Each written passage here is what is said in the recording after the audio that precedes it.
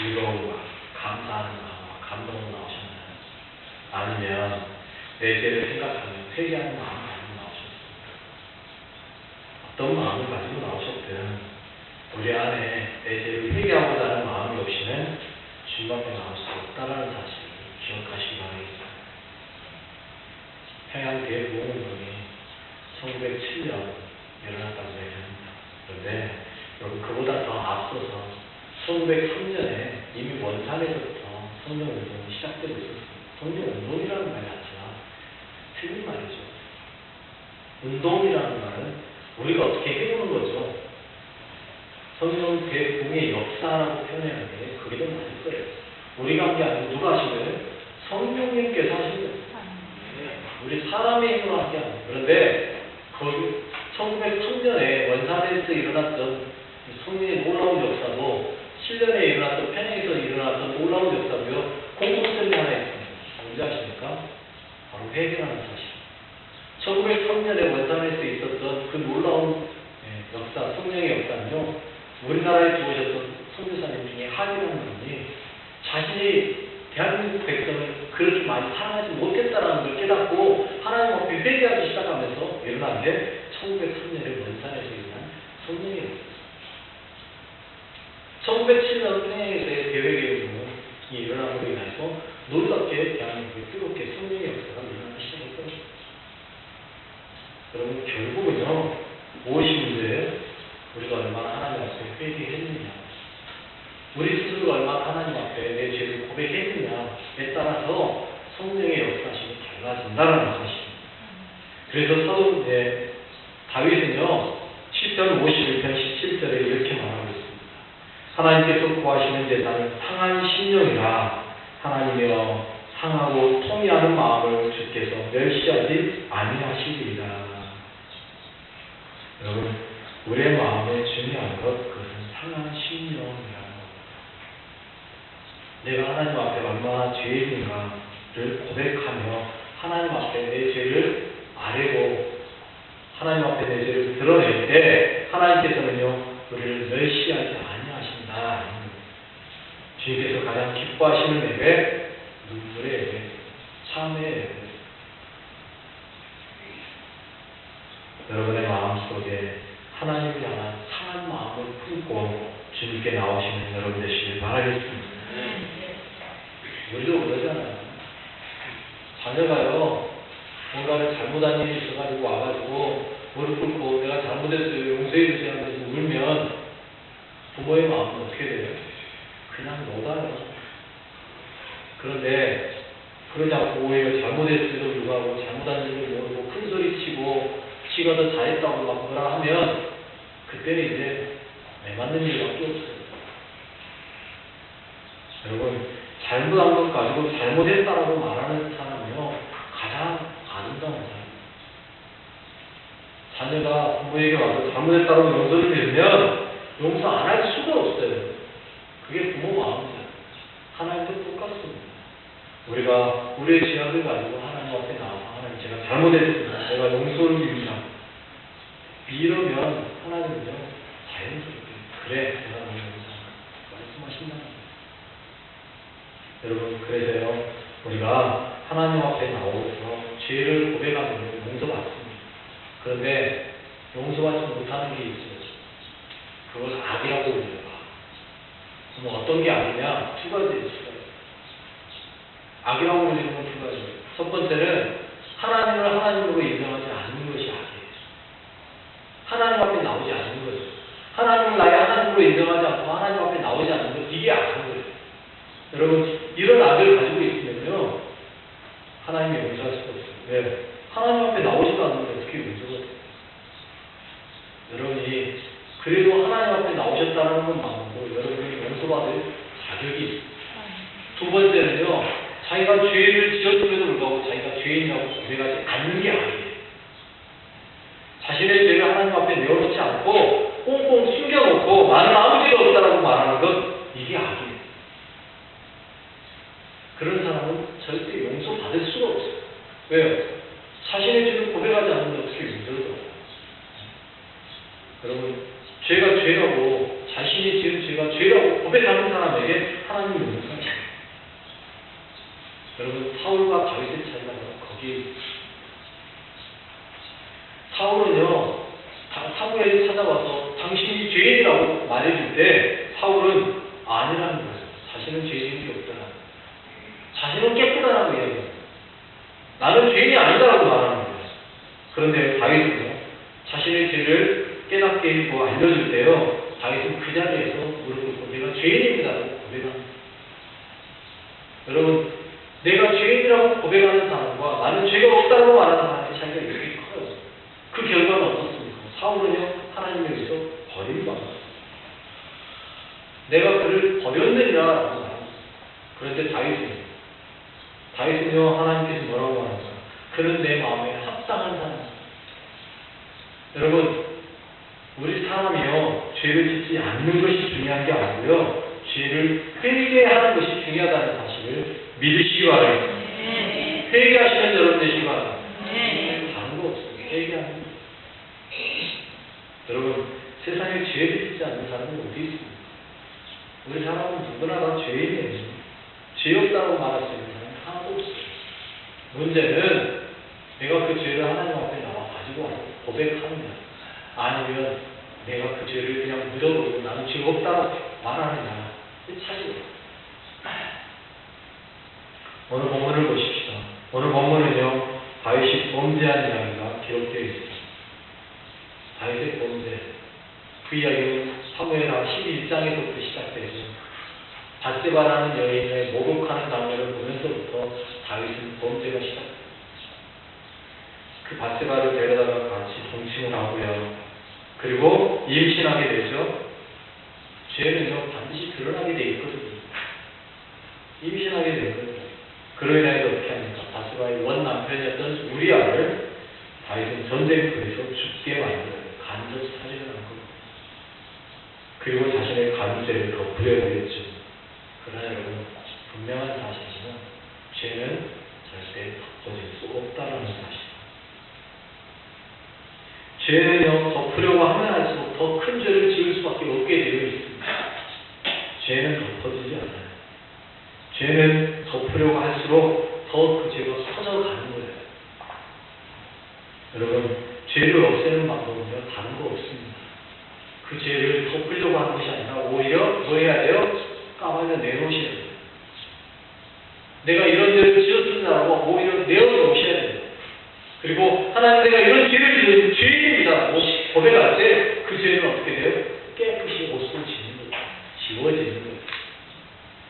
그런데 그 죄를 덮으려고 하다 보니까 오히려 문제가 됩니다. 여러분, 다윗이 죄를 덮으려고 하다 보니까 어떻게 됐습니까? 전쟁터에 있는 요압에게까지 자신의 죄가 알려지게 되어버렸어요. 전쟁터에 있는 요압. 여러분, 요압이 다윗이 뭔 죄 짓는지 어떻게 알겠어요? 그런데 우리아를 죽이라고 명령하는 순간부터 요압은요, 다윗이 뭔가 있구나라는 걸 알게 만듭니다.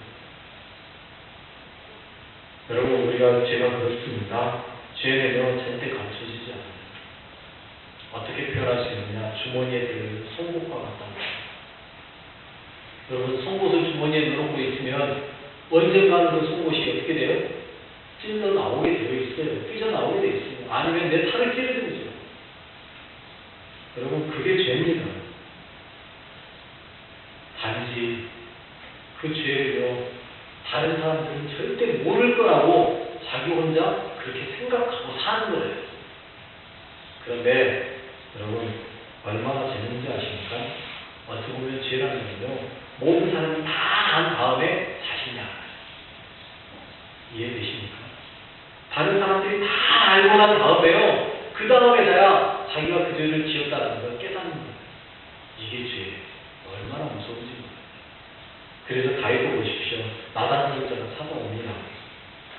자신만 모르고 있는 죄를 알려주기 위해서 와가지고 다윗에게 나단 선지자가 자신이 지은 죄가 얼마나 큰 죄인지를 알려주잖아요.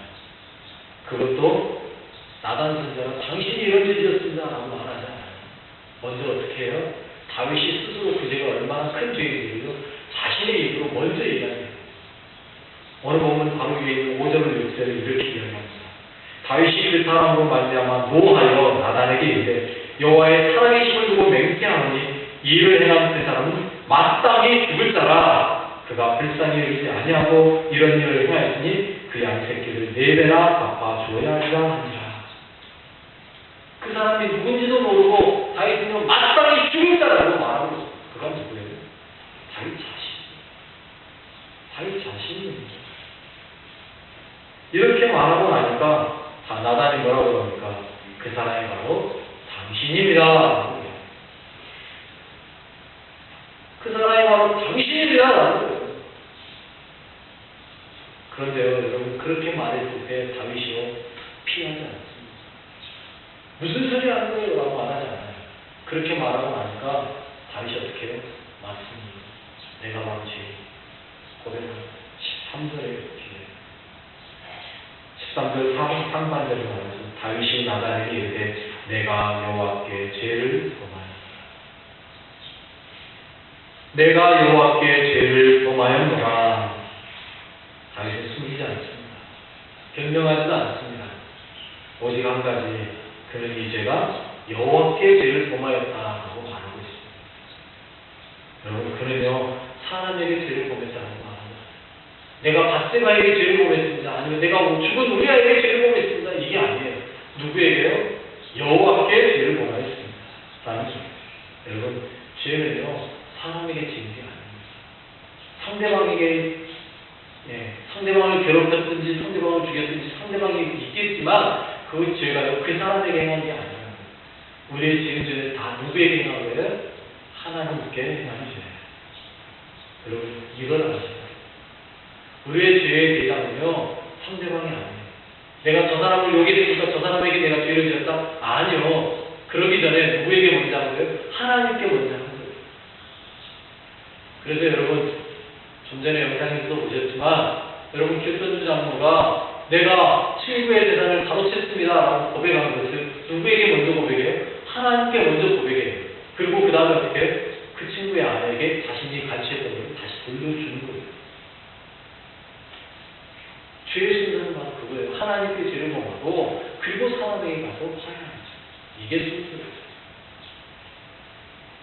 하나님께 고백하는 것이 뭐예요? 이처럼 자신의 죄를 고백하자 그에게 나단 선자가 뭐라고 말합니까? 13절 하반절에 14절입니다.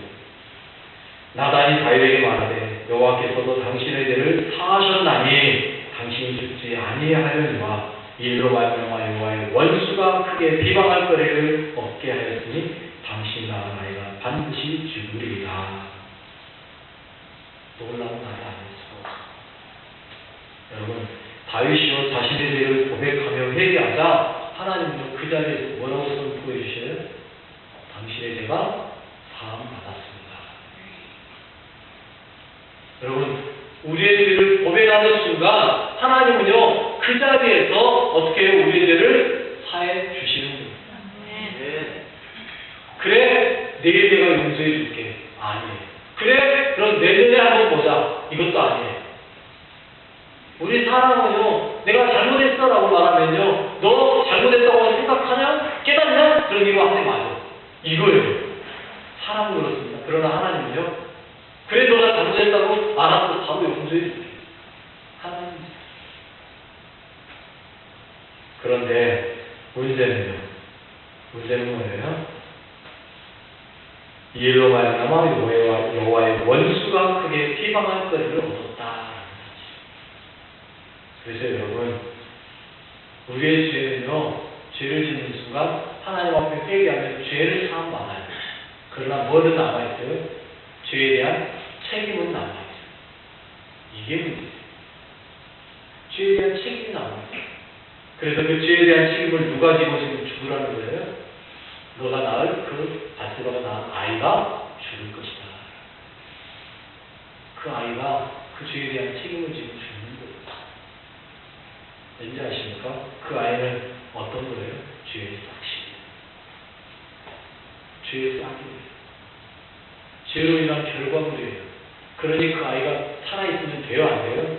안 되는 거예요. 그 아이를 보는 순간부터 뭐가 느껴지는 거예요? 끊임없이 죄를 잡는 거예요. 그렇기 때문에 그 아이가 죽는 게 정상이에요. 그게 당연합니다. 여러분, 분명하게 아시기 바랍니다. 죄에 대한 분명한 싹이 있습니다. 그 싹을 제거하셔야 돼요. 그러지 않으면요, 죄 문제는 끊임없이 우리입니다. 그러게 해서 죄만 죽은 게 아니에요. 이 아이만 죽고 끝난 게 아니에요. 여러분, 오늘 본문의 내용을 보면 너무도 쉽죠? 아, 이거 회개하는 거 쉽네. 아, 내가 잘못했습니다만 하면 끝나네. 이렇게 볼 수 있습니다. 그러나 여러분, 아니라는 사실. 우리의 죄가요, 하나님 내가 잘못했습니다 하는 한마디로 끝나지는 게 아니라는 사실을 아셔야 돼요. 우리 죄를 용서받는 게요, 그게 간단한 이야기가 아니에요. 오늘 본문에서는 한 줄 따라 나오죠. 그러나 여러분, 오늘 본문의 내용과요 연결되는 이야기가 시편 51편 이야기예요. 시편 51편에요 보면 표제가 이렇게 써져 있습니다. 다윗의 시, 인도자를 따라 부르는 노래. 다윗이 밧세바와 동침한 후 선지자 나단이 그에게 왔을 때 라고 썼습니다. 즉 오늘 본문 사무엘하 12장 이야기를 제대로 이해하려면요, 시편 51편을 같이 읽어보셔야 된다는 사실. 시편 51편. 한번 다 읽어볼까요? 너무 많을 것 같아요. 제가 1절로 2절만 읽어드릴게요. 1절로 2절에 이렇게 시작합니다. 하나님이여, 주의 인자를 따라 내게 은혜를 베푸시며 주의 많은 긍휼을 따라 내 죄악을 지워주소서. 나의 죄악을 맑게 씻으시며 나의 죄를 깨끗이 제하소서. 여러분, 다윗은요, 자신의 죄를 깨닫고 나자마자요, 자신의 죄를 하나님 앞에 고백하는데요, 이렇게 고백해요.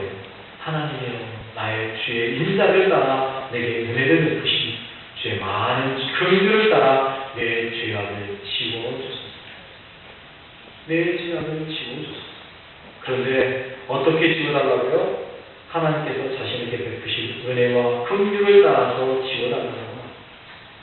내 능력으로 지우는 것이 아니고요, 내가 뭔가 대단해서 하나님 지워주십시오, 내가 이렇게 했던 거, 내가 이렇게 했던 거 생각해서 내 죄를 지워주십시오, 이게 아니라 어떻게 해요? 하나님의 많은 주의 인자를 따라서 은혜를 베푸시어서 주의 많은 긍휼을 따라서 내 죄악을 지워주십시오. 누구 때문에 지워달라고요? 하나님 당신 때문에 내 죄를 좀 지워주십시오.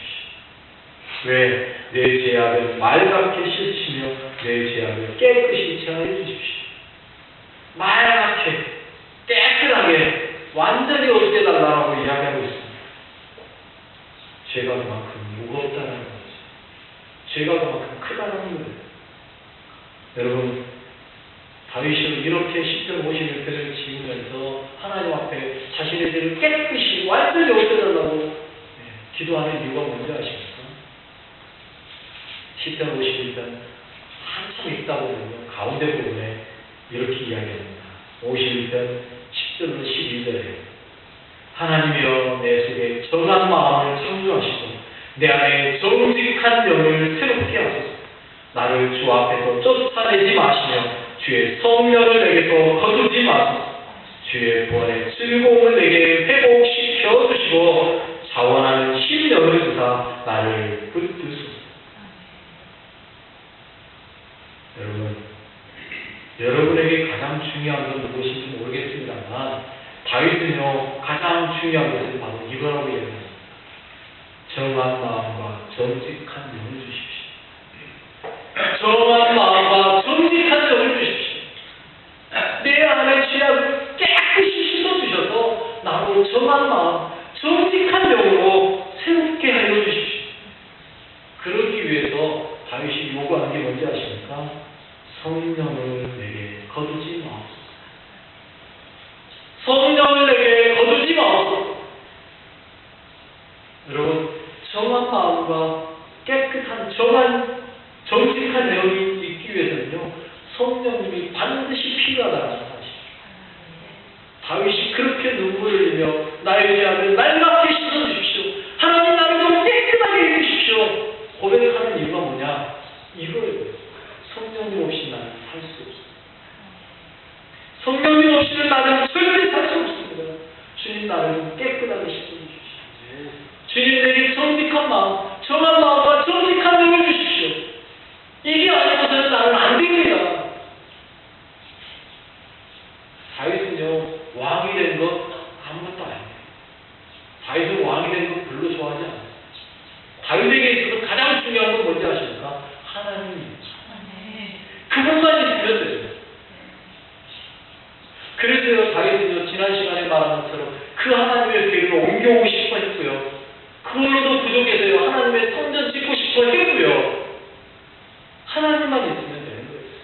그런데 어느 순간 그의 마음속에 정욕이 들어와 밧세바를 범하고 우리아를 죽이는 그 죄를 범하고 나자 이게 아닌데라는 거예요. 이게 아닌데. 그래서 하나님 앞에 회개하며 눈물을 흘리며 내 죄를 씻어 주십시오. 나를 깨끗하게 해주십시오. 웃음소로 성결케 해주십시오. 여러분 10편 51편 집에 가서 꼭 읽어보십시오. 꼭 읽어보세요. 얼마나 다윗이요 자신의 죄를 하나님 앞에 고백하며 성령을 나에게 부어달라고 기도하고 있는지 보시면 다윗이요 그렇게 기도하는데 어떻게 기도했는지 다른 시편에 보니까요 10편 6편 6절에 보니까 이렇게 이야기합니다. 내가 탄식함으로 피곤하여 밤마다 눈물로 내 침상을 띄우며 내 혀를 적시나이다. 여러분 다윗이요 날마다 밤마다 잠을 자기 전에 울기를 얼마나 울었는지 침상이 다 떠요. 눈물에 퉁퉁 떠올라요. 묘가 적셔져요. 여러분 이렇게 회개해 보셨나요? 이렇게 울어보셨나요? 이런 예배를 드려보셨나요? 여러분 이런 눈물과 참회의 기도가 있을 때 하나님은요 우리 예배를 받으시는 거예요. 왜 우리에게 세상에서 일어났었던 그 놀라운 성령의 역사가 일어나지 않습니까? 이유가 뭡니까? 간단해요. 우리에게 눈물이 많아요. 참회가 없어요. 그냥 죄 지었다 생각하면 하나님 잘못했어요. 하나님 용서해주세요. 이 한마디로 끝나요. 하나님이 그 진정성을 느낄 수가 없는 거예요. 네가 진짜 잘못했냐? 예, 잘못했다니까요. 거기에 쌈바시 들고 잘못했다라고. 그거 어떻게 믿어지냐는 말이에요.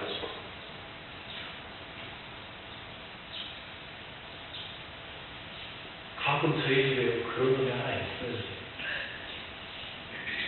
이제 나이가 좀 먹었다고 그러지 우리 큰애는 이제 그러지는 않는데요. 우리 할미가 한 번씩 그런다. 뭐라고 야단치자는 건 알았어요. 잘못했어요. 미안해요. 이 미안하다는 건지 나한테 따지자는 건지 그러면서 그 말에 또 화가 나는 거예요. 알았어요. 미안해요. 잘못했어요. 그러면 이제 그때는 매를 들고 옵니다. 네가 진짜 미안하다는 거냐? 말로 미안하다는 거냐? 매를 들고 오면 그때서야 이제 눈물 뚝뚝 흘리면서 여러분 우리 그러지 마십시오. 하나님 앞에 처음부터 눈물을 흘리며 하나님 내가 죄인입니다라고 고백하면 하나님이 얼마나 기뻐하겠어요. 그런데 우리는 너무 당당해요. 너무 당당해요. 죄 지은 게 무슨 자랑인 것처럼 너무 당당하게 잘못했습니다. 아니요. 여러분 진정 다윗과 같은 눈물과 참회가 있어야 됩니다.